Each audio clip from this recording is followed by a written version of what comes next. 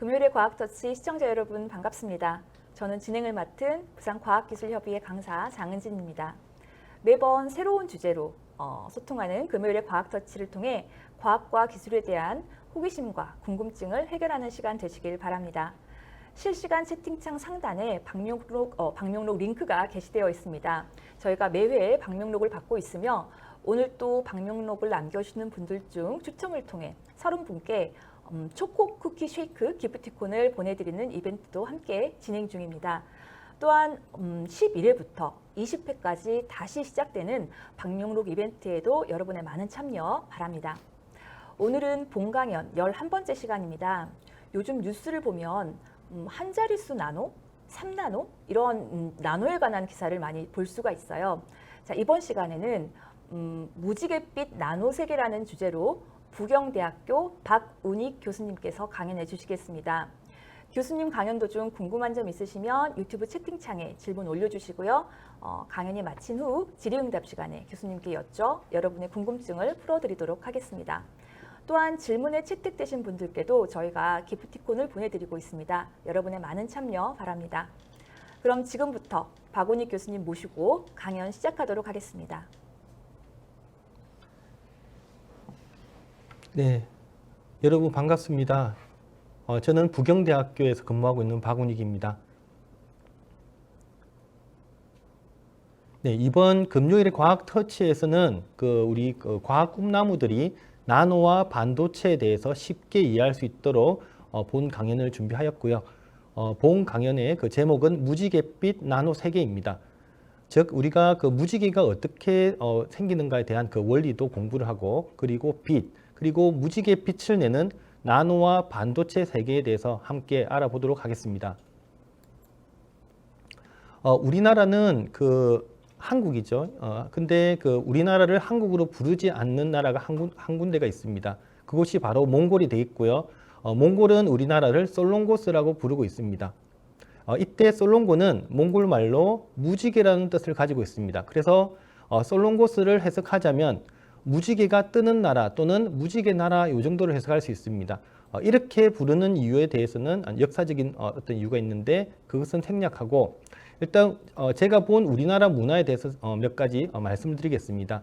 우리나라의 의식주 문화에서 옷 문화를 살펴보면 전통적으로 우리나라는 한복이라는 것이 있습니다. 그리고 색동저고리 뿐만 아니라 우리가 부채를 보더라도 색동 부채를 예전에 조상들이 사용해 왔습니다. 그리고 음식 문화를 살펴보면 칠첩반상이라고 있습니다. 우리가 음양오행에서 보면은 홀수를 좋은 숫자, 길수라고 여기는데요. 5첩, 7첩, 9첩도 있을 수 있겠지만 일반적으로 우리는 칠첩반상을 선호합니다. 칠첩반상이란 밥, 국, 김치, 간장, 그리고 다양한 장을 기본으로 하고 생채, 숙채, 그리고 구이, 조림, 전, 마른 찬과 회 7가지 반찬으로 갖춘 상차림을 말합니다. 이렇게 우리나라는 반찬 문화도 외국과 달리 아주 다채로운 그러한 문화를 가지고 있다는 점에서 매우 화려하고 아름다운 나라가 아닌가 저는 개인적으로 생각을 하고 있습니다. 여러분은 지금 무지개를 보고 있습니다. 여기서 제가 문제를 하나 간단하게 내겠습니다. 우리가 무지개를 볼 수 있다는 것은 일단 빛이 있다는 것입니다. 이때 햇빛이 어느 쪽에 있을까요? 예. 햇빛은 이 사진 작가가 우리가 무지개를 바라보고 사진을 찍었을 테고 이 그림 속에 그 답이 있습니다. 햇빛은 사진 작가의 등 쪽에 있습니다. 그 이유는 여러분이 보고 계시는 이 화면에서의 그림자를 보면 알 수 있습니다. 자, 그러면은 무지개에 대해서 우리가 좀 더 알아보도록 하겠습니다. 무지개는 우리가 비가 내리고 나서 비가 그친 후에 그때 우리가 햇빛 속에서 발견을 할 수가 있습니다. 이러한 무지개는 반드시 비가 온 뒤 개고 나서 보이는 것이 아니라 그러한 환경 속에서 우리가 언제든지 발견할 수가 있고 때로는 물이 없는 곳에서도 발견을 할 수가 있습니다. 지금 화면에서 보시는 것은 폭포 속에서 발견된 무지개고요. 이 경우는 무지개가 이렇게 큰 거와 작은 거 이렇게 두 개로 구성이 되어 있습니다. 자, 이러한 무지개는 순우리말입니다. 무지개는 우리가 훈민정음 창기 당시에 용비어천가에서 처음 사용되었는데요. 머지개라는 단어로 사용됐습니다. 이 머지개가 현재의 무지개로 단어가 살짝 바뀌었고요. 머지개는 물을 뜻하는 물과 그리고 작은 문을 뜻하는 지게 이 두 단어를 합친 말이 되겠습니다. 그래서 무지개는 물로 된 작은 문, 비가 내린 후에 생기는 둥근 타원형 문 이렇게 해석을 할 수 있습니다. 외국에서는 영어로 레인보우라고 합니다. 레인은 비를 뜻하고요. 보우는 활을 뜻합니다. 그래서 비가 온 뒤에 생기는 활 형상을 우리는 레인보우라고 부릅니다. 자, 이렇게 우리 그 조상들은, 선조들은 이미 이 무지개가 물과 또는 비와 관련된 그러한 현상이라는 것을 이미 알고 있었고, 이러한 부분이 대단하지 않을 수 없습니다. 여기서 한 가지 짚고 넘어가고 싶은 거는, 예전에 물이라고 했었는데 리얼은 어디로 갔을까 보면은 우리 그 어법에, 문법에 보면은 다음 글자가 디귿이나 지읒으로 시작할 경우 리얼이 탈락되는 현상이 있습니다. 그래서 리얼이 없어지고 머지개가 되었고, 그것이 현재의 그 무지개가 되었다라고 생각을 하시면 되겠습니다. 자, 다음은 비가 온 뒤에 무지개가 생기는 이유입니다. 그 이유를 프리즘을 통해서 말씀드리겠습니다. 왼쪽 밑에 있는 이 사진이 프리즘이라는 것이고요. 이것은 뜻이 삼각 기둥이라는 뜻을 갖고 있고, 현재는 광학 도구로 해석이 되고 있습니다. 이 프리즘은 빛의 굴절과 분산을 일으키는 그러한 도구다라고 생각하시면 되겠습니다. 여기 오른쪽에 보면은 오른쪽에 왼쪽 편에 있는 이 하얀색, 이것이 빛이 되겠고요. 빛은 공기를 통과를 합니다. 이러한 빛은 다양한 그 광선으로 눈에 볼 수 있는 광선과 보이지 않는 광선으로 이루어져 있습니다. 즉 눈에 보이는 광선을 가능할 가짜 볼시자를 써서 가시 광선이라고 하고요. 그 속에는 우리가 볼 수 있는 빨주노초 파남보 7가지 선과 그리고 눈에 보이지 않는 자외선, 적외선으로 구성이 되어 있습니다. 이러한 빛이 공기를 통해서 가다가 공기와 또 다른 물질을 만났을 때 빛은 휘어지는 현상을 보입니다. 이것을 굴절이라 하고요. 그리고 이러한 그 삼각 기둥의 프리즘을 만났을 때 이러한 휘어지는 빛이 색깔별로, 즉 빨간색 선, 파란색 선, 빨주노초 파남보 7가지 선들이 꺾인 정도가 다 다릅니다. 이렇게 꺾인 정도, 즉 굴절률이 다른 것이 결국은 빛의 분산으로 이루어지고 결국은 빨주노초 파남보 7가지 무지개 빛깔을 내게 됩니다. 그래서 저는 프리즘을 생각할 때 숨어있는 빛 속에, 즉 우리가 흰색으로 그냥 표현을 할게요. 다양한 색들이 모여서 흰색이 되어 있는데 이 흰 빛을 여러 가지 색으로 나누어서 보여주는 도구다라고 저는 해석을 하고 있습니다. 자, 그러면은 이제 무지개를 만들어 보겠습니다. 무지개가 발생하기 위해서는 첫 번째 필요한 것이 뭐냐? 빛입니다. 빛이 있어야 되고요. 그리고 프리즘 역할을 하는 물방울이 필요합니다. 빛이 이렇게 공기중을 통해서 공기와 또 다른 그 투명한 물체를, 즉 물방울을 만났을 때 이것을 통과를 하고 통과를 하는 동시에 약간 휘어짐이 생길 수가 있습니다. 그리고 내부에서 반사가 일어나고 이 물방울을 빠져나올 때 얘네들이 그 색깔별로 휘어진 정도가 달리 되고, 이렇게 달리 되는 분산을 통해서 우리는 무지개를 볼 수 있게 됩니다. 즉 무지개를 만들기 위해서 필요한 것은 빛과 물방울이다라고 말씀을 드릴 수 있겠습니다. 자, 지금 보시는 것은 그 색의 혼합과 빛의 혼합을 설명하기 위해서 준비된 7가지 색깔입니다. 빨주노초 파남보가 있는데요. 맨 첫 번째 제 눈에 보이는 이 빨간색은 여러분 눈에도 아마 빨간색을 보일 것입니다. 우리가 만약에 빨간 옷을 입고 있다, 이 말은 우리 눈에 보이는 것이 빨간색이다가 되겠는데, 즉 이 빨간색 옷 또는 지금 입고 있는 파란색 옷은 그 해당하는 색깔만 흰색이라는 빛이 들어왔을 때, 즉 다양한 광선을 7가지 광선을 갖고 있는 빛 속에서 빨간색의 그 빛만을 반사시켜서 우리 눈에 들어오기 때문에 빨간색인 것입니다. 또는 파란색이 될 수가 있는 것입니다. 만약에 여러분 주변에 현재 옷을 입고 있는 색이 빨간색이다. 근데 주변에 형광등을 제거를 한다든가 불을 껐을 때는 이 색은 더 이상 빨간색이 아니고 검정색이 됩니다. 그 이유는 빛이 있어야지 빛이 그 색을 색깔과 부딪혀서 반사되어서 그 해당하는 색깔을 우리는 느끼기 때문입니다. 그래서 여기서 문제를 내자면은, 자, 색을 혼합했을 때는 무슨 색이 되는가라고 문제를 낼 수 있겠고요. 그리고 빛을 혼합했을 때는 무슨 색이 되는가라고 문제를 낼 수 있습니다. 색을 우리가 물감을 섞으면은 우리는 검정색이 되고요. 빛을 섞으면은 흰색이 됩니다. 자, 이거는 그 앞서 설명한 거와 마찬가지입니다. 빛은 원래 흰색인데요. 이 빛 속에는 다양한 색깔의 그 광선이 있습니다. 이 색깔을 분리시켜서 우리는 빨주노초 파남보 7가지로 느끼는 뿐이지 실제로 이것을 다시 합쳐 놓으면은 결국은 흰색이 되고 빛의 혼합은 흰색이라고 얘기를 할 수 있겠습니다. 이와 반면에 색의 혼합은 검정색입니다. 이 경우는 빛과는 달리 빛의 경우는 모든 그 7가지 광선을 반사를 시켜서 우리 눈에 합쳐져서 흰색으로 보이는 것, 원래의 흰색으로 보이는 것이 되겠고요. 색의 경우는 모든 색깔을 흡수하기 때문에 검정색으로 우리 눈에 보이게 됩니다. 자, 그러면은 제가 이게 칸을 갖다가 이렇게 노란색으로 표시를 해놨습니다. 이 답을 다시 한 번 더 맞춰보겠습니다. 우리 눈에 보이는 색깔로 흰색은 모든 색, 즉 가시광선, 눈에 보이는 그 광선 7가지 색을 모두 어떻게 하기 때문일까요? 예, 답은 반사입니다. 7가지 그 가시광선을 반사해서 우리 눈에 들어왔을 때 우리는 흰색으로 느끼게 되고요. 그리고 검정색은 모든 색을, 즉 가시광선을 모두 흡수하기 때문입니다. 이렇게 기억하시면 되고요. 그리고 어떤 색이 보인다는 것은 그 해당한 색에 대한 그 가시광선만을 우리 눈에 반사시켜서 들어오기 때문이다라고 생각을 하시면 되겠습니다. 자, 지금부터 조금 더 깊이 있게 들어가 보겠습니다. 빛의 파장이라는 것에 대해서 지금부터 알아볼 텐데요. 일단 파장, 장이라는 것은 길이를 뜻하고요. 파는 물결을 뜻합니다. 물결 파자의 한자가 되겠고요. 자, 이 길이를 얘기하기 전에 우리가 길이에 대한 어떤 공부를 먼저 해보겠습니다. 우리 머리카락의 굵기가 얼마 정도 될까요? 예, 그 굵기는 마이크로 단위입니다. 우리가 1mm는 어느 정도인지 아시죠? 1mm를 1000개로 쪼갰을 때 1마이크로가 되고요. 10개로 쪼개면 100마이크로가 됩니다. 머리카락의 굵기는 60에서 대략 100마이크로 정도가 됩니다. 모발이 이렇게 굵은 사람은 한 100마이크로 정도가 되겠고요. 보통은 한 7, 80마이크로 정도가 됩니다.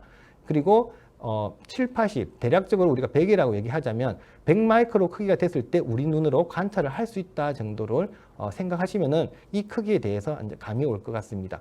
그러면은 우리 눈에 보이지 않는 원자의 크기는 단위가 어떻게 될까요? 원자의 크기의 단위는 나노도 아니고 마이크로도 아니고 미터도 아닌 옹스트롱 단위입니다.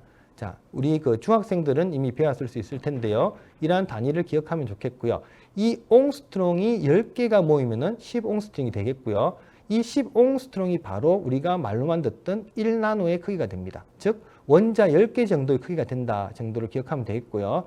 굳이 크기를 미터로 나타내자면은 10억 분의 1미터다. 아주 매우 작다라고 생각하시면 됩니다.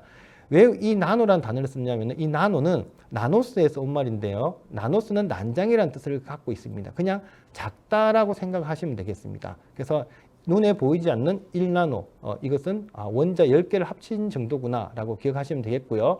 우리 눈에 보인다는 것은 대략 100마이크로 안팎이구나 라고 기억하시면 되겠습니다. 자, 그러면은 지금부터 빛의 파장에 대해서 설명을 드리겠습니다. 우리 빛 속에는 다양한 종류의 선들로 구성되어져 있다고 제가 얘기를 했습니다. 첫 번째 우리가 잘 아는 가시광선을 보면은 가시광선은 우리 눈에 보이는 그 파장대를 갖는 선입니다. 그 파장대가 380에서 750나노가 되겠는데요. 그래서 한 380 정도가 되면은 보라색이나 파란색으로 보이고요. 그리고 700나노 정도가 되면은 우리 눈에 빨간색으로 보입니다. 즉 그리고 눈에 보이지 않는 것에는 적외선과 자외선이 있는데요. 적외선은 붉을 적자를 써서 이 빨간색을 벗어난 선을 우리는 적외선이라고 눈에 보이지 않습니다. 그리고 우리가 보라색을 한자로 자색이라고 하는데 이 자색을 벗어난 선을 우리는 자외선이라고 합니다. 이렇게 적외선과 자외선은 눈에 보이지 않고 우리 눈에는 가시광선만을 가시광선만을 우리는 볼 수가 있습니다. 자, 그러면 파장이 뭔지 알아보겠습니다. 빛의 큰 특징 중 한 가지가 직진성입니다. 우리가 햇빛이 비춰올 때 선글라스 쓴다든지 아니면 무언가를 이용해서 가린다든지 이렇게 하면은 우리가 햇빛을 피해서 그림자를 만들어낼 수 있습니다. 그것은 빛의 직진성 때문이고요. 그 직진성 말고도 빛은 우리가 눈에 보이지는 않지만 이렇게 물결의 움직임을 가지고 있습니다. 즉 파동성이라 얘기하는데요. 물결 파자를 써서 이렇게 파도 모양으로 이렇게 움직이는데 여기 보면은 위에 올라간 지점에서 내려왔다가 이렇게 올라갑니다. 그리고 다시 내려가죠. 이렇게 한번 내려갔다 제 위치로 왔을 때 요까지의 길이를 우리는 파장이라고 부릅니다. 자, 그러면은 왼쪽에 있는 전파나 마이크로파 적외선의 파장과 오른쪽에 있는 엑스레이나 감마선의 파장을 비교해 보자면 왼쪽에 있는 것이 길이가 더 길죠. 예, 이걸 갖다 장파라고 볼 수 있겠고요. 엑스레이나 감마선 또는 자외선 이런 거는 상대적으로 짧은 거는 뭐 단파라고 얘기를 할 수 있겠죠. 우리 눈이 볼 수 있는 그 파장의 크기는 그래서 대략 400에서 한 750 정도가 된다라고 기억하시면 좋겠고요. 자, 여기서 우리가 짚고 넘어가야 될 거는 빛 속에는 눈에 보이지 않는 빛 중에 몸에 나쁜 게 있습니다. 그게 바로 자외선이죠. 그래서 우리 지금과 같은 여름에는 선크림을 발라서 즉 자외선 차단제를 발라서 피부를 보호합니다. 이렇게 파장이 짧은 것들은 특징이 몸에 해로울 수가 있다. 어떤 물질의 성분을 파괴시킬 수 있다라는 그러한 특징을 가지고 있습니다. 자, 그래서 이번 슬라이드에서는 빛의 파장과 가시광선이 무엇이며 그리고 눈에 보이지는 않지만은 이 그 몸에 나쁜 자외선과 적외선이 있다 정도를 기억하시면 좋겠습니다.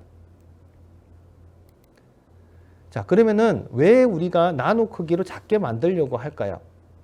자, 왼쪽에 보시는 요게 손가락에 보면 여러 지문들이 있고 지문보다 약간 큰 크기의 칩들이 있습니다. 일종의 반도체 칩이라고 보시면 되겠고요. 이렇게 작은 칩 속에 많은 기능들을 담고 있습니다. 자, 여기서 우리가 알아야 될 게 만약에 1cm, 1cm 속에 우리가 사진 한 장을 저장할 수 있다고 생각할 수가 있습니다. 근데 1cm, 1cm 속에 사진 한 장을 저장할 수 있지만 이것을 더 작게 만들어서 0.1cm 속에 그러면 몇 장을 저장할 수 있을까요? 길이가 10분의 1로 줄고 가로, 세로 줄게 되면은 사진 100장을 저장할 수 있게 됩니다. 즉, 무슨 말이냐고 하면은 작게 만들수록 여기에 네모칸을 채워볼게요. 더 많은 수의 건물을 지을 수 있기 때문이라고 표현할 수 있습니다. 그래서 우리는 만약에 우리가 USB 메모리라는 것을 들어보셨죠? 그 속에 더 많은 수의 사진과 문자나 이런 걸 저장하려면은 더 작게 만들어야 된다라고 얘기를 할 수 있겠고요. 이러한 그 회로 선폭의 회로선의 길이를 보면은 나노에서 마이크로 크기로 매우 미세하고요. 이것을 현재는 뭐 5나노, 3나노까지 만든다. 이런 기사들이 나오고 있습니다. 그리고 참고로 지분의 크기는 요 길이가 간격이 얼마 정도 되냐면은 한 2, 300 마이크로 정도 되고요. 우리 눈으로 식별할 수 있는 크기가 됩니다. 자, 오른쪽에 보시면은 사진이 있죠. 이거는 주사전자 현미경이라는 것을 통해서 관찰된 사진입니다. 요게 머리카락이 있어요. 이 머리카락의 굵기가 대략 한 80에서 100 마이크로 되는데요. 왼쪽 요 옆에 어떤 기둥이 있습니다. 이 기둥에 기둥을 확대해 보면 이렇게 집이 있습니다. 이 집의 크기는 머리카락의 10분의 1 크기입니다. 즉 5에서 한 10 마이크로 정도의 크기고요. 이렇게 작게 만드는 것이 바로 나노 기술이 되겠습니다. 자, 그러면은 지금부터 반도체가 무엇인지에 대해서 설명을 하도록 하겠습니다. 우리가 아는 도체 중에서 보면은 도체란 것은 전기를 통하는 물질을 우리는 도체라고 합니다. 우리가 잘 아는 것은 구리나 금이나 알루미늄 이런 것들이 있고요. 그러면은 전기를 통하지 않는 물체를 뭐라고 할까요? 예, 부도체라고 합니다. 부도체. 부자가 아니불자고요. 앞서 설명한 대로 그 다음 글자가 디귿이나 지읒이 올 경우 리얼이 탈락됩니다. 그래서 우리는 불도체가 아니라 부도체라고 부릅니다. 부도체의 대표적인 것이 어류나 옷이나 돌, 나무 이렇게 전기를 통하지 않는 것들이 있습니다. 그러면은 반도체는 무엇일까요? 반도체는 이러한 부도체와 도체를 반씩 붙여놓은 것이 반도체일까요? 그렇지가 않습니다. 반도체란 것은 어떨 때는 도체의 특성을 가지고 어떨 때는 부도체의 특성을 가지는 이것을 우리는 반도체라고 합니다. 예를 들어서 우리가 열을 가하든가 특정한 불순물을 넣으면은 반도체라는 소재는 예를 들어서 실리콘이나 게르마늄 이러한 소재들은 전기가 통하지 않다가 전기가 통하는 상태로 바뀝니다. 이것을 우리는 반도체라고 얘기를 하고 있고 우리 현재 가장 많이 사용하는 재료 중에 하나가 되었습니다. 자, 그러면은 이러한 반도체는 무엇으로 어디에 만드는가를 살펴보도록 하겠습니다. 우리가 그림을 그릴 때면 우리가 도화지가 필요하죠. 종이가 필요합니다. 마찬가지로 우리가 반도체 칩을 만들려면은 그래야 되는 어떤 도화지 같은 역할을 하는 게 필요합니다. 그것이 바로 반도체 특성을 가지는 실리콘이라는 소재고요. 실리콘 기판 위에 우리는 그림을 그리게 됩니다. 즉 회로를 구성을 하게 됩니다. 즉 실리콘 웨이퍼 위에 각종 소재인 금속이나 비금속 또는 절연체, 반도체 이렇게 다양한 소재들을 그려 넣어서 우리가 회로를 만들게 됩니다. 오른쪽에 보면은 휴대폰이 되고요. 이 휴대폰 속에는 수십 수백 가지의 반도체 칩들이 이렇게 구성되어 있습니다. 이것은 실리콘이라는 둥근 모양의 그 어떤 아주 얇은 그러한 디스크 형태를 띠는데요. 요게 반도체 공정을 통해서 다양한 칩들을 똑같이 생긴 칩들을 반복적으로 만들어냅니다. 이 실리콘 웨이퍼, 이걸 실리콘 웨이퍼라는데 이것을 조각조각 내어서 우리가 최종 패키징을 해서 이러한 모바일이나 아니면 각종 전자기기에 사용을 하게 됩니다. 자, 지금 보시는 것은 조금 복잡한데요. D램은 기억하지 않아도 됩니다. 그냥 메모리 소자의 그 단면도입니다. 즉 잘랐을 때 옆에서 보는 그 모양이 되겠습니다. 여기 보면은 어느 층이 있고 그 위에 또 다른 모양들의 구조물이 있고 계속 이렇게 적층되는 모습들을 볼 수가 있습니다. 이것은 우리가 살고 있는 그 집이나 아파트와도 비슷합니다. 보통 아파트의 경우에는 아래층과 위층이 모두 그 구조가 동일합니다. 무슨 말이냐면은 맨 꼭대기의 층의 화장실의 위치가 아래층이나 맨 1층에 있는 화장실의 위치와 동일합니다. 이렇게 그걸 얼라인이라고 하는데 어떤 그 위치를 정확하게 원하는 위치에 갖다 놓음으로써 이렇게 반복적으로 패턴을 구현하는 이러한 방식. 그리고 오른쪽에도 보면은 또 다른 집이 있다. 이 경우 만약에 화장실이 작은 방 옆에 있다 치면은 아래층도 동일하게 그 위치에 존재합니다. 이렇게 반복적인 공정을 통해서 이러한 메모리 반도체가 완성이 되게 됩니다. 자, 그러면은 이렇게 그 그림을 그릴 수 있는 도화지와 같은 역할을 하는 실리콘 단결정을 성장시키는 방법에 대해서 간단하게 알아보겠습니다. 그러한 방법은 초크라스키법이라는 것인데요. 우리가 그 솜사탕을 만들 때 나무 막대를 잡아놓고 설탕을 부어서 설탕을 우리가 이렇게 옆에다가 묻힌 그 설탕 그 가루들이 퍼져가지고 우리가 솜사탕을 만들어내듯이 이 경우도 마찬가지입니다. 여기에 실리콘 덩어리를 녹이고요. 용기에다 녹인 다음에 이 속에다가 실리콘 막대를 잡아 넣어요. 그리고 이것을 회전시키면서 이렇게 쭉 뽑아내면은 실리콘 인곳이라는 가래떡 같은 게 나옵니다. 이것을 얇게 잘라서 우리가 그림을 그릴 수 있는 도화지처럼 만들게 되고 그것이 바로 실리콘 웨이퍼라는 것입니다. 지금 보시는 것이 실리콘 웨이퍼입니다. 아주 아름다운 색상을 보이는데요. 이 경우는 실리콘 웨이퍼, 그냥 거울과 같은 실리콘 웨이퍼에다가 미세한 회로를 그려놓은 상태입니다. 제가 이 웨이퍼를 들고 온 이유는 실제 웨이퍼에는 패턴이 없는 상태에서는 무지갯 빛깔을 보이지 않고요. 이렇게 미세한 나노에서 마이크로 크기의 패턴들이 규칙적으로 새겨지면 이렇게 우리가 앞서 봤던 무지개처럼 이렇게 무지개 색깔이 우리 눈에 들어온다라고 얘기하기 위해서 이렇게 저희가 만든 웨이퍼를 앞에 넣어 보았습니다. 그러면은 이러한 나노 패턴 또는 나노 세계에서의 무지개를 지금부터 설명하도록 하겠습니다. 요게 빛이 있고요. 그리고 이게 눈이 있습니다. 만약에 요 밑에 있는 그 실리콘 기판이 평평하다면은 우리 눈에 들어왔을 때 무지개 빛깔을 보이지가 않습니다. 하지만 만약에 요게 일정한 규칙적인 패턴이 있다. 패턴이라는 것은 규칙적인 모양이나 크기를 갖는 것을 패턴이라 하고요. 이러한 패턴이 있다면은 이러한 패턴이 그 빛을 받아서 안에서 반사가 일어나면서 우리 눈에 들어올 때 우리 눈에 무지개 빛깔을 보이게 됩니다. 이때 특징은 패턴이 근데 만약에 덤성덤성 있어서 수백 마이크로 또는 수 밀리미터로 멀리 떨어진 패턴이다라고 하면은 이것을 평평하게 패턴이 없는 상태처럼 느끼기 때문에 우리는 무지개 빛깔을 느낄 수가 없습니다. 그래서 이 패턴의 크기가 일단 중요하다라고 얘기를 할 수 있겠고요. 그리고 두 번째는 패턴의 깊이입니다. 깊이가 너무 얇아서, 그 크기는 나중에 말씀드릴 텐데요. 너무 얇아서 수나노 정도인 얇은 상태의 패턴상에 빛이 이렇게 들어간다면은 충분히 들어가고 반사되지 않기 때문에 내나 마찬가지로 평평한 웨이퍼처럼 느끼면 우리 눈은 무지개 빛깔을 느낄 수가 없습니다. 그리고 세 번째는 패턴의 모양입니다. 이 패턴의 모양을 어떻게 하는가에 따라서 우리가 무지개 빛깔을 느낄 수가 있고 때로는 느낄 수가 없습니다. 그래서 지금부터 이러한 패턴의 크기나 깊이, 모양, 이것과 관련된 내용을 간단하게 설명을 드리도록 하겠습니다. 자, 지금 보시는 슬라이드는 패턴의 크기가 얼마일 때 우리는 무지갯빛을 느끼게 되는가가 되겠고요. 첫 번째 우리가 알아야 될 게 패턴이 없다면 우리는 무지갯빛깔을 느낄 수가 없습니다. 하지만 패턴이 있다면 우리가 무지갯빛깔을 느낄 수가 있는데요. 이게 눈이 있고요. 여기 빛이 있습니다. 빛을 통해서 이 패턴이 우리 눈으로 반사되어 들어올 텐데요.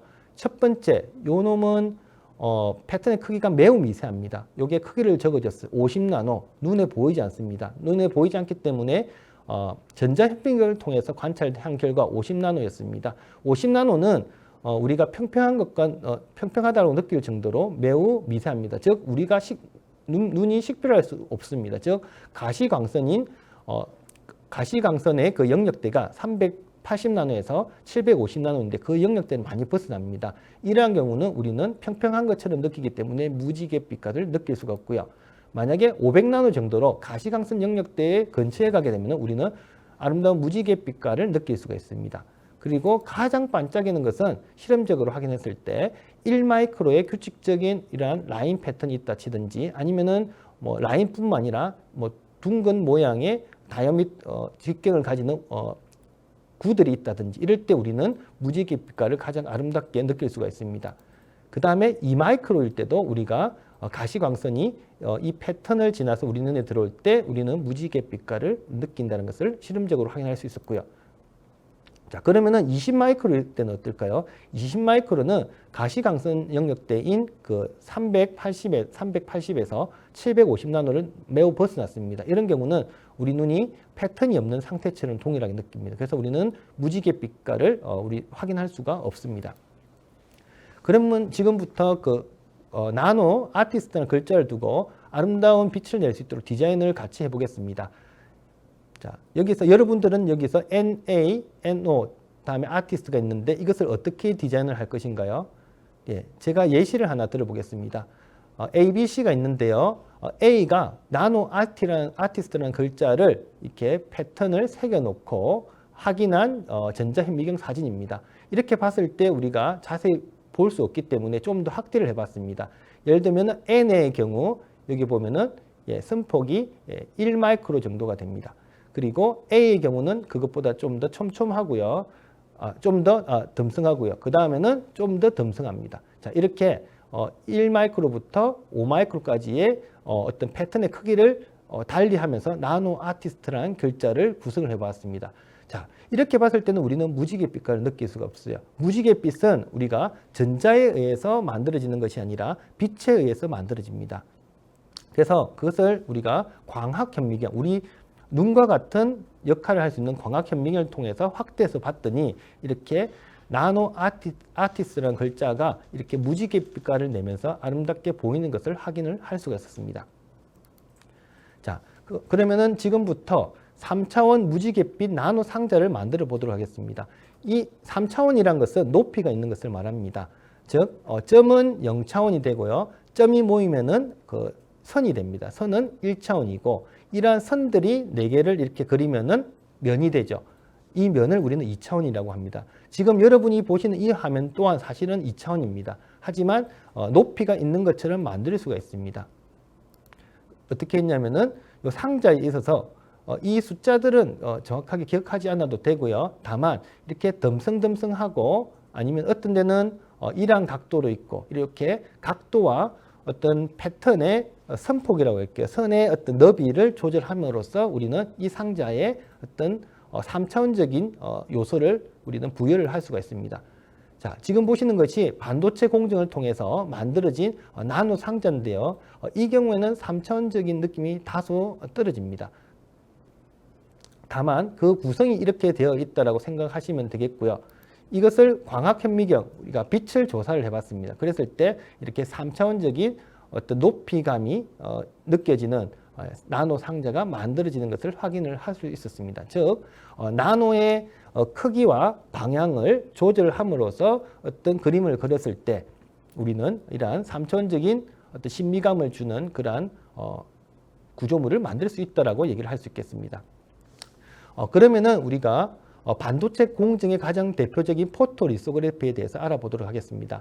우리는 포토라는 단어를 알고 있죠. 포토그래피라는 단어도 알고 있습니다. 사진술이라는 건데요. 포토그래프는 사진이라는 뜻이고요. 이때 리소라는 단어가 들어가면서 뜻이 바뀝니다. 이게 반도체 공정의 가장 대표적인 것이고요. 즉 패턴을 제조하는 기술이라 해서 패터닝이라고도 얘기를 합니다. 포토의 뜻을 굳이 말하자면 빛이고요. 리소는 돌을 뜻합니다. 그래피는 쓰다라는 뜻이 있습니다. 즉 반도체 공정의 대표적인 포토리소그래피는 빛으로 글을 쓰는 것이라고 해석을 할 수 있습니다. 일종의 그 석판 인쇄술이라고 보시면 되겠습니다. 자, 지금 보시는 것은 포토리소그래피 공정입니다. 우리는 어릴 때부터 이미 포토리소그래피라는 반도체 공정을 알고 왔습니다. 왼쪽에 있는 것이 그 이렇게 구멍이 뚫어진 종이가 되겠고요. 그 밑에 흑지를 뒀어요. 그리고 뭐 달 모양도 있고 여기다가 우리가 색칠을 하게 되면은 이러한 하트나 다양한 별 모양 이런 문양들을 만들 수가 있습니다. 이것이 바로 포토그래피 공정과 매우 유사하다고 볼 수 있습니다. 밑에는 어떤가요? 위에서 오려낸 것, 그 역상이 되겠죠. 이렇게 별 모양들을 이렇게 놔두고 달이나 하트를 놔두고 이 주변을 색칠하면은 이런 것들이 가려져서 주변만 색칠이 되죠. 이렇게 해서 우리가 이쁜 별의 역상 모양 또한 만들 수 있습니다. 이러한 것이 바로 우리가 지금 쓰고 있는 반도체 공정에 응용이 되는데요. 이렇게 보면 많이 어렵죠. 이게 뭐냐면은 웨이프의 단면이 되겠고요. 요 아래로 내려간 것들이 공정의 단면들이 됩니다. 즉 반도체 패턴을 만드는 그러한 내용이 되겠는데요. 제가 간단하게 설명을 드리겠습니다. 이게 실리콘 웨이프라는 게 있어요. 일종의 도화지고요. 이게 일종의 그 빛에 반응하는 물질을 빨간색으로 일단 코팅을 했어요. 물감을. 그리고 여기에다가 빛이 통과하는 영역과 통과하지 않는 영역을 구분하기 위한 마스크, 포토 마스크를 여기 갖다 대고요. 이러고 나서 우리가 빛을 조사하게 되면, 즉 빛을 비추게 되면은 이때 빛은 몸에 나쁜 자외선입니다. 가시광선은 아닙니다. 그랬을 때 빛이 통과되는 영역과 통과되지 않은 영역이 이렇게 구분이 되는데요. 통과되는 부분만 없애버리고 이 상태가 되면은 어떤 폴리머, 여기 때는 고분자인데요. 그 빛에 반응하는 소재, 이 고분자가 패턴만 남게 되고요. 이 패턴을 마스크 삼아서 원하는 실리콘의 불필요한 부분을 제거를 하면은 이렇게 원하는 그 회로를 만들 수 있게 됩니다. 자, 이게 뭐냐면은 왼쪽과 왜 유사하다라고 얘기를 하면은 우리가 빛은 아니지만 물감이 통과할 수 있는 영역과 통과하지 않는 영역을 구분하는 것이 이렇게 반도체 공정의 마스크가 되는 것입니다. 자, 그래서 우리가 포토리소그래피 공정의 4대 그 구성 요소를 살펴보면은 일단 광원이 있어야 됩니다. 즉 빛이 될 원천이 있어야 되겠고요. 자외선이라고 생각하면 되겠습니다. 그리고 마스크, 그리고 빛에 반응하는 소재, 그리고 우리가 그림을 그려야 되는 도화지 역할을 하는 웨이퍼라는 것이 있어야 됩니다. 이 부분인데요. 시간 관계상 요거는 생략을 하도록 하겠습니다. 자, 이러한 그 인쇄 장치를 가장 먼저 개발한 사람이 구텐베르크라고 처음에는 알고 있었어요. 1400년도 사람인데요. 1468년도에 운명을 달리하셨는데, 그래서 그러한 박물관도 이렇게 독일에 세워졌습니다. 하지만 우리나라에는 이것보다 더 빠른 인쇄술이 개발된 것이 확인이 됐습니다. 1377년 고려 우왕 때 그 7월에 그 청주 흥덕사에 간행된 금속 활자본 표지입니다. 이것이 현존하는 가장 오래된 금속 활자본이고 이름하여 직지심체 요절입니다. 줄여서 우리는 직지라고 부르고요. 세계에서 가장 오래된 금속 활자본이고, 그래서 우리나라는 이러한 반도체 공정과의 원천인 근본이 될 수 있는 이러한 인쇄 기술이 세계 최초로 개발이 되었다라고 얘기를 할 수 있겠고요. 그것이 이렇게 증명이 유네스코에서 증명을 하였습니다. 그래서 유네스코에서는 이름하여 직지상이라는 것을 개발하고 이렇게 세계 기록 문화유산 보호에 이바지한 사람들에게 이렇게 상을 몇 년에 걸쳐서 한 번씩 이렇게 주고 있습니다. 자, 지금부터 반도체 공정 두 가지를 소개를 하도록 하겠습니다. 왼쪽에 보이는 것은 우리가 프린팅이라고요. 오른쪽에 보이는 것은 인프린팅이라고 합니다. 이 프린팅의 경우는 우리가 주민센터에 가면은 손에 이렇게 인주를 묻혀서 찍어내는 이런 것을 말하고요. 이 경우는 요 손가락을 우리가 몰드라 얘기할 수 있는데요. 아주 부드럽습니다. 소프트하고요. 인프린팅의 경우는 우리가 사과를 깨물었다라고 생각하시면 되겠고요. 이렇게 깨물었을 때 우리가 어떤 그 자국을 만들어냅니다. 이렇게 자국을 만들어내는, 즉 딱딱한 몰드를 사용한 경우를 우리는 인프린팅이라고 부릅니다. 이것이 차세대 반도체 기술 중에 하나가 되겠고요. 현재 쓰이고 있습니다. 그 프린팅을 설명하고자 했는데 이것도 시간 관계상 일단은 생략을 하도록 하겠습니다. 지금 보시는 것이 그 몰드입니다. 딱딱한 몰드가 되겠는데요. 이거는 실리콘으로 만들어진 몰드입니다. 반복적인 패턴들이 여기 있고요. 이 조각조각 하나를 우리는 칩이라고 부릅니다. 여기다가 폴리머를, 예를 들면 설탕 같은 것을 코팅을 하고요. 여기다 테이프를 붙여서 떼어내면 복제 패턴이 나오고, 떼어낸 것을 원하는 어떤 소재 위에다가 찍어 누르면은 우리가 주민센터에서 지문 뭐랄까요, 인주에서 이렇게 손도작을 찍는 것과 마찬가지로 이렇게 미세한 회로 패턴들을 만들 수가 있습니다. 이것이 바로 프린팅 공정이 되겠습니다. 그리고 이 프린팅 공정을 휴대폰 그 백커버에 응용해 보았습니다. 여기 휴대폰 백커버가 투명하게 있고요. 여기다가 그 앞서 만들어진 그 패턴을 이렇게 프린팅해서 붙일 수가 있습니다. 일종의 어린이 타투처럼 이렇게 우리가 붙일 수가 있겠고요. 이렇게 무지개 빛깔 나는 아름다운 백커버를 만들 수가 있습니다. 우리가 그 달고나 이것을 우리가 TV에서 본 적이 있죠. 오징어 게임에서 봤는데, 달고나 공정은 그러면은 프린팅일지 인프린팅일지 여러분들이 한번 맞춰보시기 바랍니다. 달고나 공정은 설탕을 이렇게 녹인 것을 이렇게 바닥에다 붓고, 그리고 이렇게 눌러줍니다. 눌러주고 나서 이렇게 모양을 갖다 대고 찍습니다. 그리고 붙이게 되면은 이렇게 다양한 모양들이 나오는데, 이것은 답은 인프린팅이 됩니다. 왜냐하면은 이 몰드 자체가 딱딱하기 때문입니다. 이렇게 딱딱한 몰드를 쓰느냐 아니면은 부드러운 몰드를 쓰느냐에 따라서 프린팅과 인프린팅이라는 것을 구별을 하게 됩니다. 자, 그러면은 인프린팅의 또 다른 예를 하나 보여드리겠습니다. 우리가 어릴 때 했던 동전 복제입니다. 3학년 되는 어린이조차도 만들 수 있는 그런 공정이 되겠고요. 요게 코인 몰드가 있습니다. 이거를 동전이 되겠고요. 여기다가 종이를 갖다 대고 연필로 그어주면은 연필과 더 많이 부딪히는 부분에 압력이 더 가해져서 동전이 복제가 되고, 그리고 또 다른 방법으로서 알루미늄 호일을 갖다 대고 여기다가 연필로 긁어주게 되면은 연필이 닿는 부분에 좀 더 큰 압력이 발생해서 이렇게 동전이 복제되게 됩니다. 이러한 것이 바로 그 인프린팅 공정이 되겠고요. 그래서 원리는 간단합니다. 이렇게 몰드를 위에서 찍어 눌렀다가 빼기만 하면 됩니다. 자, 이 그 예가 되겠고요. 자, 여기 왼쪽 보이는 것이 하나의 몰드가 됩니다. 10센트 동전이, 미국 동전이 되겠고요. 이걸 이용해서 알루미늄 기판 위에다가 눌러서 빼게 되면 이렇게 동전도 복제가 됩니다. 이것이 바로 인프린팅이고, 이 크기를 미세하게 했을 때 나노 인프린팅이 됩니다.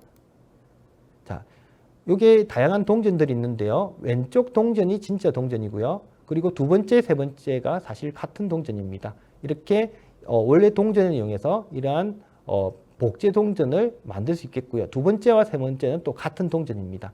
다만 그 각도에 따라서 이렇게 무지개 빛깔이 있는 영역과 없는 영역이 이렇게 구분이 되고, 이거는 미세한 나노 패턴으로 이루어져서 무지개 빛깔을 내는 동전이 되었다 정도로 설명하고 넘어가도록 하겠습니다. 자, 그러면은 요게 칩이 있어요. 칩들 속에 칩 또한 이렇게 무지개 빛깔을 내고요. 이러한 칩보다 더 큰 어떤 나노 패턴 속에서도 우리는 무지개 빛깔을 발견할 수가 있습니다. 그 원리는 앞서 설명을 간단하게 했고요. 여기 보면은 빨주노초 파남보 색들을 여러분들은 느낄 수 있겠고요. 이 하나하나 칩 속에서도 확대를 해보자면 이렇게 무지개 빛깔을 느낄 수가 있습니다. 그리고 더 큰 판에다가 금속 판에다가 임프린팅이라는 공정을 통해서 우리가 회로를 만들어 보았습니다. 이때 또한 빨주노초 파남보 이렇게 반복되는 무지개 패턴을 만들 수가 있었습니다. 자, 그리고 이러한 다양한 나노 구조물 또한 임프린팅을 통해서 만들 수 있다라고 설명을 하고 넘어가도록 하겠습니다. 끝으로는 이러한 임프린팅 장비를 제가 소개하려고 하는데요. 30초 정도의 동영상을 보고 마치도록 하겠습니다. 여기에 임프린팅을 위한 여기에 램 헤드라는 것이 있고요. 여기에 나노 몰드를 설치를 하고 이 몰드를 이용해서 아래쪽에 있는 금속 기판을 반복적으로 한 발짝 한 발짝 이렇게 눌러주게 됩니다. 이러한 반복적인 공정을 통해서 우리는 큰 면적의 나노 패턴, 즉 회로가 새겨진 무지개 빛깔 나노 패턴을 만들 수 있게 됩니다.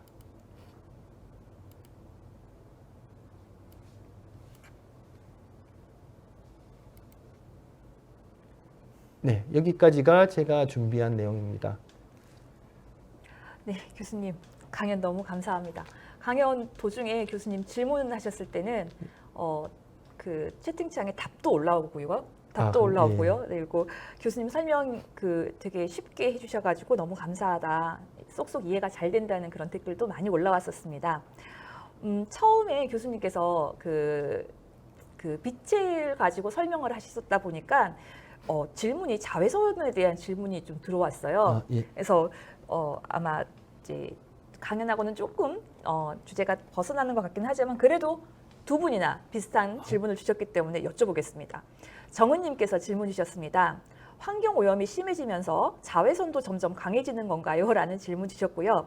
아자아자님께서는 너무 기초적인 질문 같은데요.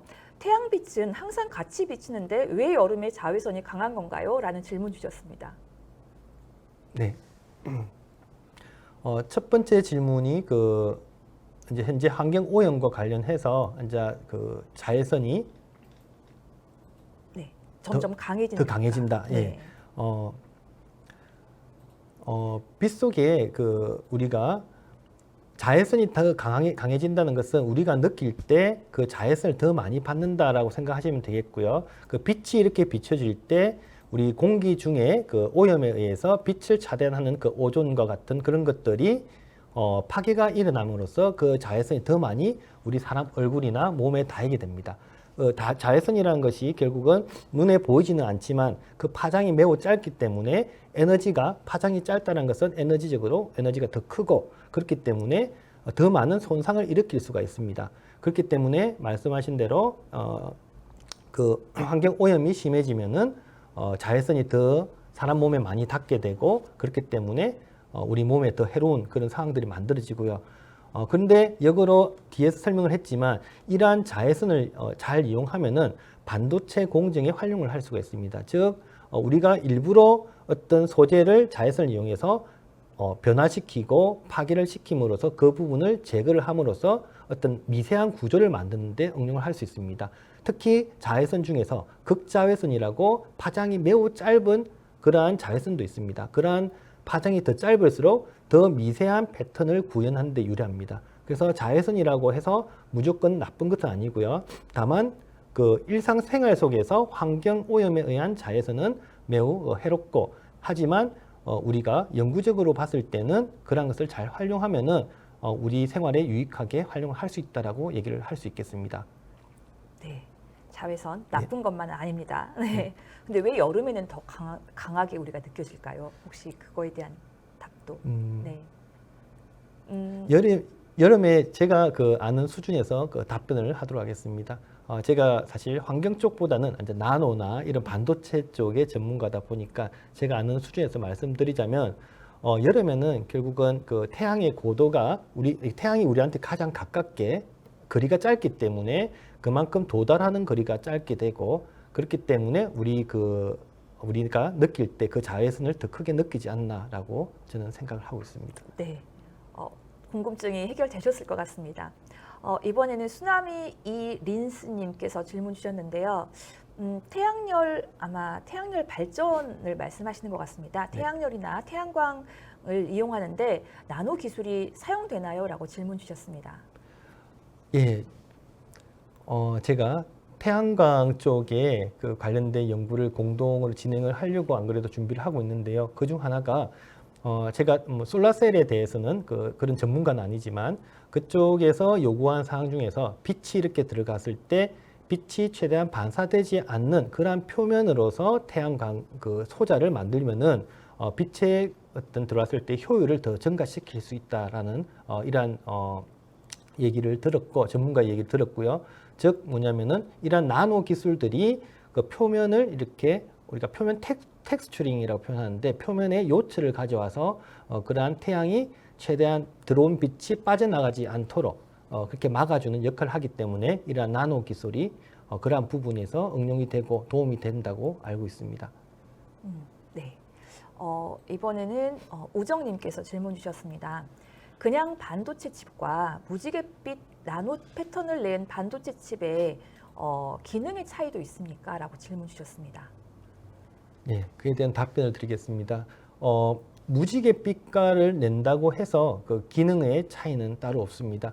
일반적으로 반도체 그 공정을 통해서 우리가 실제로 사용하는 그 반도체 칩들은 한 층, 두 층으로 이루어진 것이 아니라 수십 층으로 이루어진 어떤 그 아파트와 어떤 높은 그 구조물입니다.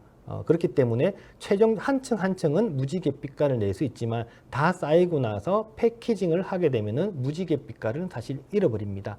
따라서 기능적으로는 그러한 기능적인 어떤 차이는 없지만은 다만 이것을 이러한 나노 기술을 이용해서 표면을 우리 눈이 느낄 때 신미감을 더 느낄 수 있도록 그러한 데 사용을 할 수 있습니다. 일종의 우리가 보석을 만들었을 때 더 아름답게 빛이 날 수가 있는데요. 이렇게 빛이 나는 그러한 제품화를 한다든지 이런 쪽에 역으로 이용을 할 수 있습니다. 다만 요 반도체 회로와 즉 뭐냐면은 반도체 그 어떤 성능을 향상시키는 데는 상관이 없고요. 다만 우리가 느낄 때 신미감을 준다, 더 아름답게 느낄 수 있는 그러한 패턴을 만드는 데는 도움이 될 수가 있습니다. 네. 그러면 이번에 이혜련님 질문 주셨는데요. 우리 아까 영상 교수님 강연 속에서 나노 그 무지갯빛의 동전도 보았고 네. 휴대폰 그 커버 케이스도 보았는데 무지갯빛 나노 패턴은 어디에 쓰이고 있나요? 라고 궁금하셨습니다. 예. 네. 실제로는 우리가 원하는 것은 최대한 작게 만들려고 합니다. 즉 작게 만들수록 더 많은 양을 저장을 한다든지 더 많은 기능을 발현하기 때문입니다. 하지만 신미감을 주기 위해서는 이 패턴의 크기가 너무 작아도 되지 않고 너무 작다는 것은 패턴이 없는 것과 마찬가지로 느끼고요. 또 너무 크다는 것은 패턴이 또한 없는 것처럼 느낍니다. 그래서 우리가 신미감을 느끼기 위해서는 일정한 크기의 예를 들어서 1마이크로 정도 크기의 패턴들로 구성이 된다라든지 이랬을 때 그 역할을 다 하게 되고요. 죄송한데 질문 한 번만 더. 그 패턴은 어디에 쓰이는지 궁금해요. 그 패턴을 이제 실제로 그 무지개 빛깔을 내는 게 필요한 곳에서는 따로 쓰이지만 현재는 그 활용처가 찾아져야 되는 상황이고요. 다만 현재 눈에 보이지 않는 속에서 우리가 쓰는 전자기기, 모바일이나 PC 이런 데 이미 활용이 되고 있습니다. 다만 우리가 그 신미감을 느끼지 못했고 저의 연구에서는 그러한 신미감을 느끼는 그러한 패턴들 또한 연구를 하고 이러한 패턴들을 아름다운 패턴들을 어떤 연구자들이나 학생들한테 보여주기 위해서 지속적으로 연구를 하고 있습니다. 네. 그걸 보면서 왜 홀로그램이랑 느낌이 비슷하다고 생각이 됐어요. 네. 그거랑은 좀 어떤 차이가 있을까요? 예, 홀로그램 우리가 보는 그 어린이들이 볼 때 이렇게 우리 포장지도 홀로그램으로 만든 포장지가 많은데요. 비슷한 효과라고 보시면 되겠습니다. 다만 홀로그램의 경우에는 그 패턴이 어떤 그 유기 소재에 관련된 어떤 패턴 속에서 빛이 들어갔을 때 어떠한 빛에서 반사되어지는 그 파장대에서 우리가 신미감을 느끼는 것이고요. 근데 이때는 폴리머 소재라는 대 한정이 되어 있습니다. 하지만 다양하게 큰 면적에서 그러한 홀로그램 그 필름을 제조를 할 수 있는 데서 장점이 있는 것이고요.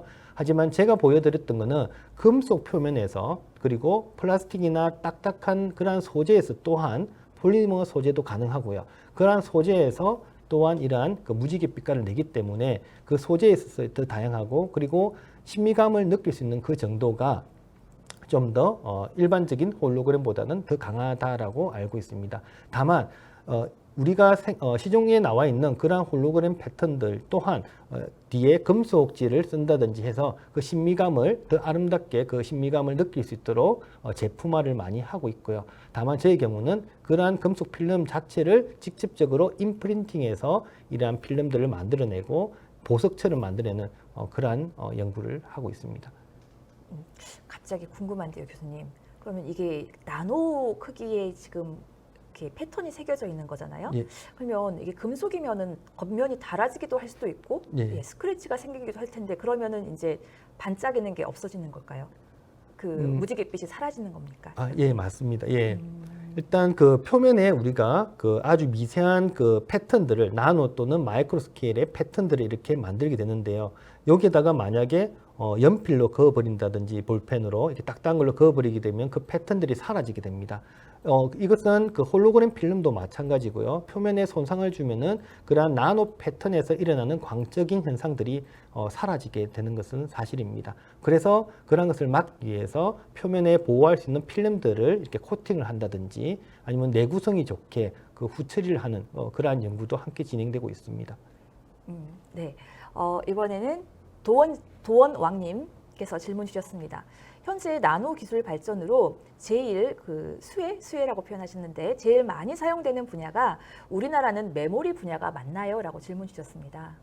예, 현재 그 반도체 시장이 그 나노 기술이 적용된 반도체 시장이 현재 그 세계 시장 규모가 매우 큽니다. 거의 제가 알기로는 700조 전후가 되는데 이렇게 큰 시장에 반도체 시장을 갖고 있고 그래서 나노 기술이 금방 그 학생이 질문한 대로 그 메모리 시장 특히 반도체는 메모리와 비메모리 시장이 있긴 한데 비메모리 시장이 사실은 더 큽니다. 하지만 메모리 시장 또한 매우 크고요. 그래서 전체적인 반도체 시장이 큰데 비메모리 시장도 학생이 그 시장이 크다는 것을 같이 알아주면 좋겠고 거기 또한 나노 기술이 유사하게 적용이 되어 있다라고 설계가 다를 뿐이고 구조가 다를 뿐이지 동일하게 사용이 되고 있다라고 알면 되겠습니다. 네, 질문 2개 더 여쭙고 마무리하겠습니다. 재밌는 질문이 들어왔어요. 혜원장님께서 질문 주셨는데 우리 옛날 그 전복 껍질로 이용해가지고 자개로 만든 그 장들 있지 않습니까? 예. 그거 자개장 대신 나노 무지갯빛 이 기술을 이용한 이런 그 가구나 이런 걸 만드는 게 가능할까요? 라고 질문 주셨습니다. 예, 아주 개인적으로 좋은 질문이라고 생각을 하고요. 자개에서도 이렇게 우리가 무지개라는 것이 앞서 말씀드린 대로 빛과 물방울이 있어야 생기는가라는 질문을 제가 중간에 한 적이 있는데요. 꼭 그렇지만은 않다라고 또 대답했었고요.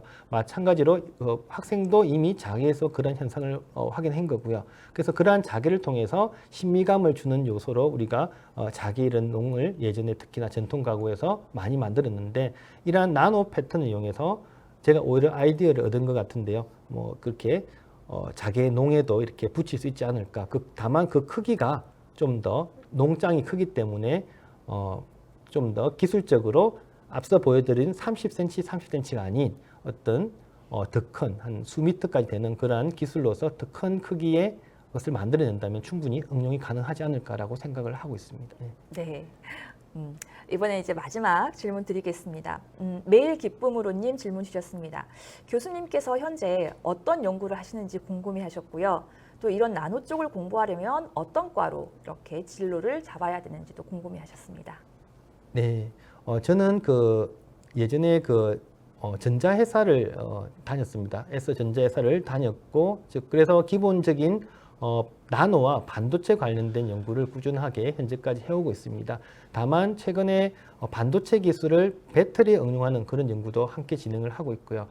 그래서 그 학생이 생각한 이러한 것을 배우기 위해서는 제가 생각했을 때는 요즘에는 나노 기술이 워낙 다양합니다. 나노라는 것이 합성을 해서 화공과에서도 합성을 해서 나노 우리가 퀀텀 닷 같은 거 이런 것들도 만들 수 있는 반면에 재료공학과에서도 유사한 일을 하고요. 그리고 그래서 화공 다음에 전자, 전기전자 그리고 제가 속해 있는 재료공학과도 물론이고요. 그리고 앞으로 그 많이 생겨날 그 반도체 공학과에서도 당연히 이러한 반도체 연구를 계속 공부를 할 수 있지 않을까 생각을 합니다. 네. 교수님 현재 어떤 연구를 하시는지 예. 궁금해하셨습니다. 제가 하는 연구가 그 삼성에서부터 현재까지 이어오고 있듯이 그 나노 패터닝 연구를 하고 있습니다.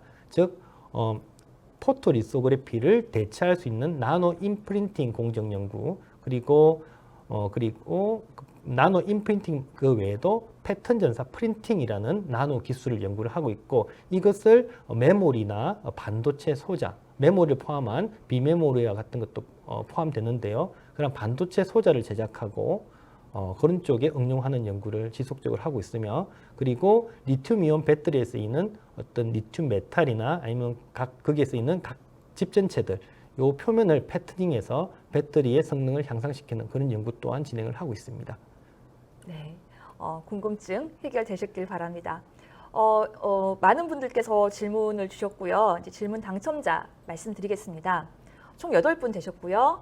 정은님, 아자아자님, 쓰나미투 린스님, 우정님, 이애련님, 도원왕님, 혜원장님, 매일 기쁨으로님 축하드립니다. 아래 하단에 안내되는 이메일로 연락처 보내주시면 저희가 기프티콘 보내드리도록 하겠습니다. 저희 여기서 끝 인사드립니다. 오늘 유익한 강연 들려주신 박은희 교수님께 정말 감사드리고요. 지금까지 시청해주신 유튜브 시청자 여러분께도 진심으로 감사드립니다. 저희 다음 강연은 저희 바로 다음 주에 있습니다. 2주 쉬지 않고요. 다음 주에 8월 26일 6시 30분에 저희 12회차 강연 진행됩니다. 여러분의 많은 참여 부탁드립니다. 늦은 밤까지 함께해 주셔서 감사드리고요. 편안한 밤 되십시오. 감사합니다.